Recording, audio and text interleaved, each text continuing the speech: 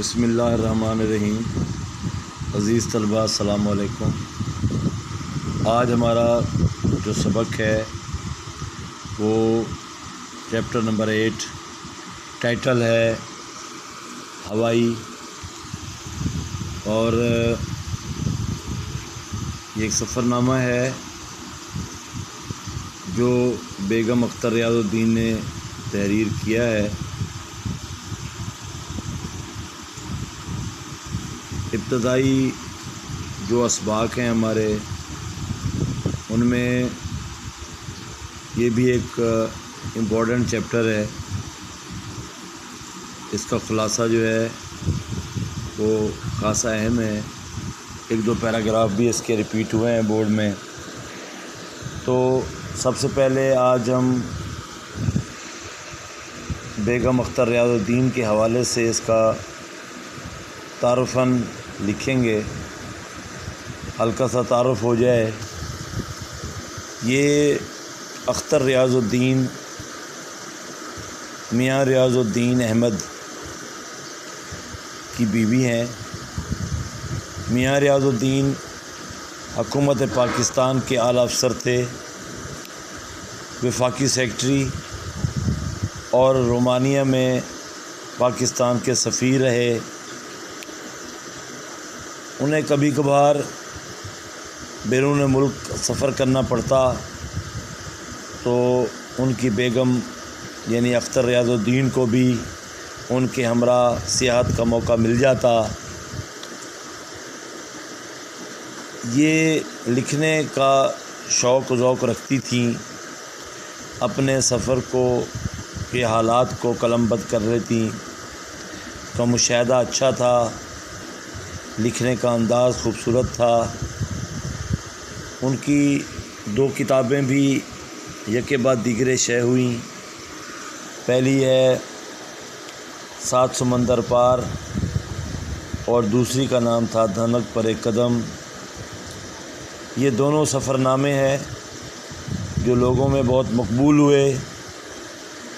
جو ہمارا مضمون ہے، اب ہم یہ سفر نامہ جو پڑھنے جا رہے ہیں، یہ دھنک پر ایک قدم سے لیا گیا ہے۔ اس وقت میاں ریاض الدین جو ہے امریکہ کی ہوائی یونیورسٹی کے قریب واقع ایسٹ ویسٹ سینٹر سے کچھ عرصہ کے لیے منسلک تھے۔ ہوائی بحر الکاہل کا مجموعہ الجزائر ہے۔ یہ جزیرے 1959 میں امریکہ میں اس کی 50ویں ریاست کے طور پہ شامل ہوئے تھے۔ اس کا احوال لکھتی ہیں، اور اس سبق کا میں آپ کو ایک اور بھی ہلکا سا تعارف کروا دوں کہ بحر الکاہل کا سرسبز شاداب جزیرہ ہوائی، جو کہ بے حد حسین ہے، یہاں کی ہوائی یونیورسٹی، ایسٹ ویسٹ سینٹر، جاپانی باغ اور سپر مارکیٹ جزیرے کے حسن اور اس کی دلکشی کو 4 چاند لگاتے ہیں۔ اس کو ہم پڑھیں گے، تھوڑا لینتھی چیپٹر ہے، کچھ حصہ آج اس کا ہم ریڈنگ کرتے ہیں۔ وہ لکھتی ہیں کہ دنیا کی حسین سفر ہمیشہ مجھ پر مسلط رہے۔ مسلط رہنا کا معنی ہوتا ہے غلبہ پانا، اور یہاں مراد یہ ہے کہ دنیا میں خوبصورت مقامات دیکھنے کے لیے اور اس کے لیے سفر کرنے کی خواہش ہمیشہ مجھ پر حاوی رہی۔ یہ ایک اور صحیح، مطلب جتنے پہلے سفر کیے ایک اور صحیح، کچھ اتنے لمبے ہوائی سفر کا ڈر، کچھ ایک صاحبہ نے ڈرایا کہ ٹوکیو سے ہونولولو تک نیچے بحر الکاہل ہوتا ہے اور اوپر خدا، کہیں زمین کا ذرا سا ٹکڑا بھی ڈھارس کے لیے دکھائی نہیں دیتا۔ ڈھارس کا معنی امید، اور وہ کہتی ہے کہ سفر تو لمبا تھا، ظاہر ہے گھنٹوں کا سفر ہے، اور ایک کسی دوست نے اس کو ڈرایا تھا کہ جب آپ ٹوکیو سے ہونولولو جائیں گی، ہونولولو جو ہے ٹوکیو جاپان کا دارالخلافہ ہے، ہونولولو جو ہے وہ ریاست ہوائی کا صدر مقام ہے۔ یہ سفر بحر الکاہل، سمندر کا وہ حصہ جو براعظم شمالی اور جنوبی امریکہ اور جاپان یعنی فلپائن آسٹریلیا کے درمیان واقع ہے، اس کو پیسفک اوشن بھی کہتے ہیں۔ یہ جو ایریا ہے وہ اس نے اس کو بتایا کہ اوپر جہاز اڑ رہا ہوتا ہے، نیچے پانی ہی پانی ہے، یعنی سارا سفر آپ کا سمندر کے اوپر سے گزرنا ہے، تو کہیں بھی زمین کا ٹکڑا نہیں ہوتا کہ سہارا ہو جائے، آسرا ہو جائے۔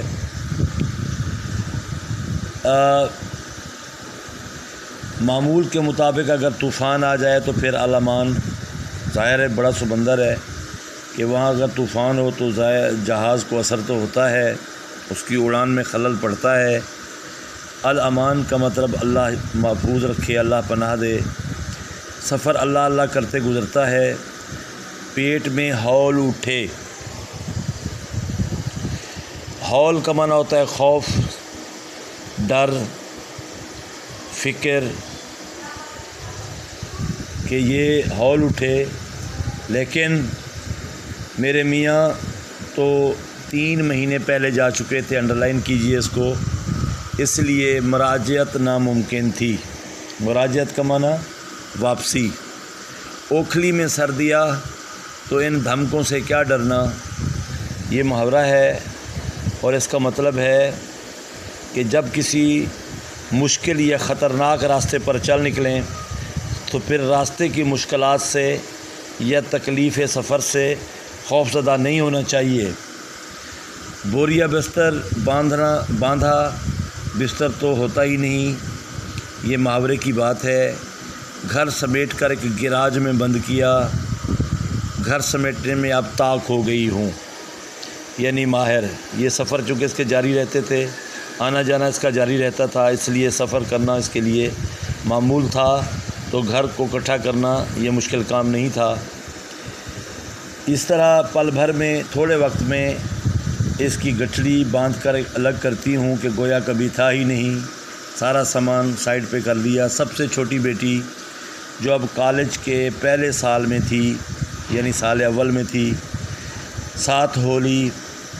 بڑی 2 لڑکیوں کے BA کے امتحان تھے، ان کو 2.5 مہینے بعد آنا تھا، یعنی پیپر سے فارغ ہو کر کراچی پہنچ کر BOAC کا ٹکٹ بک کرایا۔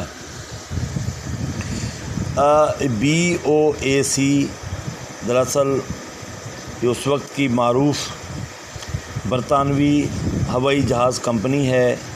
اس کا پورا نام، کیونکہ یہ مخفف لکھا ہوا ہے، اس کا پورا نام ہے برٹش اوورسیز ایئر ویز کارپوریشن۔ دوبارہ سن لیں، برٹش اوورسیز ایئر ویز کارپوریشن۔ اس کا ٹکٹ بک کرایا۔ اس غریب لائن سے اگر جانا ہو تو 24 گھنٹے کی گنجائش رکھنی چاہیے، کیونکہ یہاں جو یہ ہوائی کمپنی تھی، اس کا سفر لوگ نہیں کرتے تھے، اور اس لیے اس کی سواریوں کی تعداد پوری نہیں ہوتی تھی، تو یہ کھڑی رہتی تھی۔ تو وہ کہتی ہے کہ 24 گھنٹے کی گنجائش رکھیں۔ اگر 26 کو جانا ہو تو 25 کی سیٹ کروا لیں، کیونکہ 1440 منٹ سے کم لیٹ ہونا کسر شان سمجھتی ہے، اپنی شان کے خلاف۔ اس نے تھوڑا سا مزاحیہ انداز کیا کہ جلدی جانا جیسے اس کی شان کے خلاف ہو، تو لیکن پھر بھی وہ کہتی ہیں کہ میں ہمیشہ اسی ہوائی کمپنی کو چنتی ہوں، کیونکہ اس کی نشست آرام دہ ہوتی ہے اور عملہ تمیزدار، یعنی ان کو ان کا انداز اچھا ہے، ان کا اخلاق اچھا ہے، بولنے کا انداز اچھا ہے، سیٹیں اچھی ہیں۔ تو خیر ہم نے پہلی ٹھیکی کلکتہ میں لگائی۔ ٹھیکی کلکتہ میں لگائی یعنی ہم نے کلکتہ میں دم لیا۔ تھکن اتارنے کے لیے کچھ ٹائم کلکتہ میں گزارا۔ کلکتہ میری جائے پیدائش ہے، یعنی جہاں میں پیدا ہوئی، حالانکہ میں صرف 1 سال کی شیر خوار وہاں سے لے آئی گئی تھی، مطلب پیدا ہونے کے صرف 1 سال تک رہی۔ ابھی میں دودھ پیتی تھی، شیر خوار ماں کا دودھ پینے والی، اس عمر کی بچی کو پاکستان لے آیا گیا، لیکن پھر بھی اس جگہ سے انس تھا، یعنی محبت تھی، اس کو دیکھنے کا ارمان تھا، یعنی خواہش تھی، لیکن میرے جذبات نے مجھے ہمیشہ دھکے کھلوائے۔ یعنی اس کا وہاں جو کلکتہ میں تھوڑے وقت کا قیام تھا وہ اچھا نہیں تھا۔ ایئرپورٹ سے لے کر پولیس اسٹیشن تک جو میرا اور باقی مجھ جیسے سیاحوں کا حال ہوا وہ ناگفتہ بے ہے، یعنی خراب ہے، سنانے کے قابل نہیں ہے۔ خدا کسی شریف انسان کو کلکتہ نہ لے جائے۔ یہ تو وہ کہتی ہے کہ اگر مرزا غالب نے اس میں کچھ دیکھا تو ہندوستانی کسٹم آفیسر اور بنیا پولیس سے پہلے دیکھا ہوگا۔ بنیا ہندوستانی پولیس کو، بھارتی پولیس کو کہتے ہیں۔ تو وہ یعنی اس نے کلکتہ کی تعریف نہیں کی، مرزا غالب کا حوالہ دیتی ہے۔ مرزا غالب اس کی تعریف کرتے تھے، بہت پرانی بات ہے۔ مرزا غالب نے کلکتہ کی بہت تعریف کی۔ دراصل وہ اپنی پینشن کا مقدمہ لڑنے کلکتہ گئے، اور اس زمانے میں ہندوستان کا دارالحکومت کلکتہ ہوا کرتا تھا۔ مقدمہ تو نہ جیت سکے مگر کلکتہ انہیں بے حد پسند آ گیا۔ یہ 1828-29 کا واقعہ ہے جس کا وہ تذکرہ کرتی ہیں۔ تو کیونکہ غالب نے اس کی تعریف کی اس لیے اس کا احوال، اس کا حوالہ دیتی ہیں۔ تو کہتی ہیں کہ قصہ کوتاہ بات مختصر، میرا مقصد کلکتہ کے احوال لکھنا نہیں ہے۔ ہم نے جلدی سے اپنی جان چھڑائی اور ہانگ کانگ روانہ ہو گئے۔ وہاں سے یعنی اپنی پرواز کو جاری رکھا، اور وہ کہتی ہے کہ ان سے پیچھا چھڑایا اور ہم آگے اپنے سفر کو جاری رکھا۔ وہاں جا کر روح خوش ہو جاتی ہے، تازہ دم ہو کر ٹوکیو روانہ ہو گئے، یعنی کچھ ٹائم ہانگ کانگ میں گزارا، اس کی تعریف کر دی کہ دل خوش ہوا، وہاں کچھ عرصہ وقت گزار کر تازہ دم ہوئے اور ٹوکیو روانہ ہوئے۔ راستہ سخت طوفانی تھا، کم وقت پین ایم پرانا کھٹارا جہاز 4 گھنٹے لرزتا رہا اور ہمیں لرزاتا رہا۔ یہ پین ایم امریکی ہوائی کمپنی، پرانا نام ہے پین امریکی ایئر لائنز کا کھٹارا، یعنی پرانا جہاز جس سے کئی قسم کی آوازیں نکلتی ہیں، وہ بھی لرزتا رہا طوفان کی وجہ سے۔ پاورفل شاید جہاز نہیں ہوگا، اور ہمیں بھی لرزاتا رہا۔ ساتھ بیٹھا جاپانی تاجر تسلی دیتے ہوئے بولا، یہ تو کچھ بھی نہیں ہے، جب ٹوکیو سے ہوائی جاؤ گی تو ہوائی جہاز ایسے اچھلے گا جیسے چھاج میں گیہوں۔ یہ کون سی تسلی تھی تاجر نے جو اسے دی تھی، اور یہ بات شروع میں ہم نے پڑھی تھی جب اس کو ایک دوست نے بتایا تھا کہ ٹوکیو سے ہونولولو کا سفر بہت خطرناک ہوتا ہے۔ تو اس صاحب نے بھی اس کو ویسے ہی بتایا کہ جب جاؤ گی تو ہوائی جہاز ایسے اچھلے گا جیسے چھاج میں گیہوں۔ یہ چھاج میں گیہوں گندم کو کہتے ہیں، اناج کو کہتے ہیں، کہ جب اس کو صاف کرنے کے لیے پرانے وقتوں میں لوگ چھاچھ کا استعمال کرتے تھے اور اس کا گند صاف کرنے کے لیے چھاچھ کو اچھالا جاتا تھا تو اس کے اندر وہ اناج ٹپکتا رہتا تھا۔ ہم نے انا للہ پڑھ لیا اور ارادہ کر لیا کہ میاں کو ہوائی میں ہی رہنے دیں اور ہم ٹوکیو میں ان کی واپسی کا انتظار کریں۔ یعنی وہ گھبرا گئی اور اس نے کہا کہ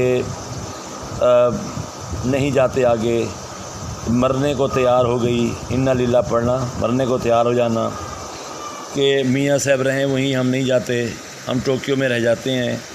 لیکن خاک چھاننے کا شوق خوف و خطر پر غالب آ گیا۔ خاک چھاننا، جگہ جگہ گھومنا پھرنا، یہ عادت یا فطرت تھی اس کی۔ تو جنرل شیخ اور بیگم شیخ جو وہاں پاکستانی مندوب ہیں کی خاطر مدارت کا مزہ چکھ کر جو وہاں ان کے دوست تھے، تعلق والے تھے، انہوں نے اس کی خوب خدمت کی، وہاں رہی اور 2 دن ٹوکیو ٹھہر کر جل تو جلال تو کہتے ہوئے جاپان ایئر لائنز میں بیٹھ گئی۔ یہ جل تو جلال تو خدا سے ایک دعا کے طور پہ پڑھا جاتا ہے کہ اللہ تعالی ہمیں بلاؤں سے محفوظ رکھے۔ ہوائی جہاز چلا تو ہم نے اللہ سے گڑ گڑا کر دعا مانگی کہ یا رب ہماری عزت رکھ لے اور خیر سے سفر پورا کر دے۔ میرے مولا نے میری مراد ایسی پوری کی کہ سارا سفر آسمانوں میں ریشم کی طرح سر سر کرتے گزر گیا، سر سر کرتے گزر گیا۔ یہ جو خوف اس کو دلایا گیا، اس سفر کے بارے میں بتایا گیا، شاید اس کی دعا پوری ہو گئی۔ وہ کہتی ہے جب ہم وہاں جاپانی ایئر لائن میں بیٹھ کے روانہ ہوئے تو ہماری عاجزی سے کی گئی دعا، ہماری آرزو پوری ہو گئی۔ سارا سفر جو ہے نہایت آرام سے گزرا اور ہم اپنی منزل مقصود تک پہنچے۔ میں نے اتنے خوشگوار 6 گھنٹے کبھی نہیں گزارے تھے۔ یعنی ٹوکیو سے ہونولولو کا سفر 6 گھنٹے کا ہے، اس کو بھی انڈرلائن کر لیں کہ 6 گھنٹے بہت ہی خوشگوار گزرے۔ اور آگے کہتی ہیں کہ رات کو 10:30 بجے ہمارا جہاز ہوائی کے دارالسلطنت ہونولولو میں اترا۔ انڈرلائن کر لیں اس کو۔ اس کی پہنچ اپنی منزل پر وہ 10:30 بجے ہوئی۔ امید تھی کہ ہوائی اڈے پر ہار لے کر پہنچیں گے۔ ہار لے کر پہنچنا اس لیے لکھا ہے اس نے کہ جزیرہ ہوائی جو ہے اس کی ایک بہت پرانی رسم ہے، رسم دیرینہ، یعنی پرانی رسم ہے کہ ہر آنے والے کو پھولوں کے حسین گجروں سے استقبال کیا جاتا ہے۔ جو بھی آئے اس کے گلے میں ہار ڈالے جاتے ہیں، گجرے پہنائے جاتے ہیں۔ اس لیے ارمان تھا، خواہش تھی کہ کم از کم میاں تو پھول نچھاور کرنے پہنچ جائیں گے۔ لیکن میاں ریاض الدین صاحب حسب معمول غائب۔ رات کا وقت، مجھے ان کا پتہ بھی نہیں معلوم۔ جناب بلی کی طرح 3 گھر تبدیل کر چکے تھے، پتہ نہیں تھا، بار بار اپنی رہائش تبدیل کرتے تھے۔ تو میں نے کہا انہوں نے ایئرپورٹ پہ تو لینے آنا ہی ہے، لہذا ایڈریس اور زیادہ جو ہے کمیونیکیشن نہیں ہوئی۔ ہوائی کی یونیورسٹی میں فون کیا تو انہوں نے کہا کہ ایسٹ ویسٹ سینٹر سے پوچھو، جو تعلیمی مرکز تھا۔ اتنے میں ایک ٹیکسی والا آگے بڑھا، میں وہاں تک آپ کو لے جاتا ہوں، باقی پھر دیکھا جائے گا۔ ہائی رائز ہاسٹل تک پہنچے تو اونچی اونچی عمارات، بتیاں جل رہی ہیں، طلبہ پڑھ رہے ہیں، لیکن ہمارے میاں ندارد وہاں بھی غائب ہیں، نہیں ملے۔ غصہ اور پریشانی دونوں مل گئے۔ ایک تو میاں پہ غصہ آ رہا تھا اور پریشان تھی کہ رات کیسے کٹے گی، کہاں جاؤں گی، یہ اچھا استقبال ہو رہا ہے، رات کے 12 بج گئے، 3 مہینے بعد بیوی آئی ہے، وغیرہ وغیرہ، یہ خیالات ذہن میں آ رہے تھے۔ اتنے میں ایک کار لڑکیوں سے لدی پھندی چیختی چلاتی آن کر رکی، میرے پاس آ کے رکی، انجان ناواقف شکلوں نے میرے گلے میں ہار ڈالے۔ وہ رسم پوری ہوئی، ہار انہوں نے لے رکھے تھے، کچھ ناواقف شکلیں تھیں جو ان کے ساتھ تھے، انہوں نے آ کے ہار ڈالے۔ پیچھے ایک اور کار، اس میں گٹار پر کچھ نوجوان ہوائی کے گیت گاتے ہوئے اترے۔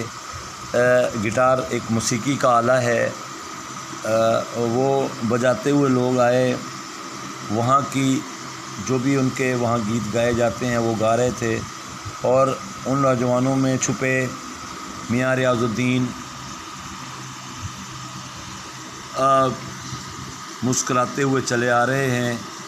اس سے پہلے کہ میں حسب معمول برستی، یعنی پہلے بھی ایسے واقعات کئی دفعہ ہو چکے تھے، تو میرا خیال تھا کہ آج پھر میاں کو صحیح طریقے سے لیا جائے، لیکن پھر ان کی سہیلیوں نے جو ان کے ساتھ لڑکیاں تھیں انہوں نے سمجھایا کہ تار پڑنے میں غلط فہمی ہو گئی، کیونکہ یہ موبائل اور یہ چیزیں بعد کی بات ہے، یہ کمیونیکیشن اتنا آسان نہیں تھی۔